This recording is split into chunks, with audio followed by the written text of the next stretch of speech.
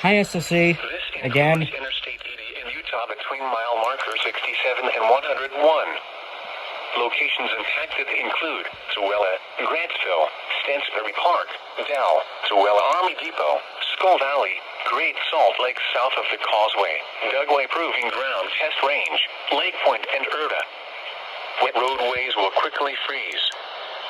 Black ice will cause roads, bridges, and overpasses to become slick and dangerous. Slow down and be prepared for a sudden loss of traction. Consider avoiding or delaying travel until the snow squall passes your location. If you must travel, use extra caution and allow extra time. Rapid changes in visibility and slick road conditions may lead to accidents.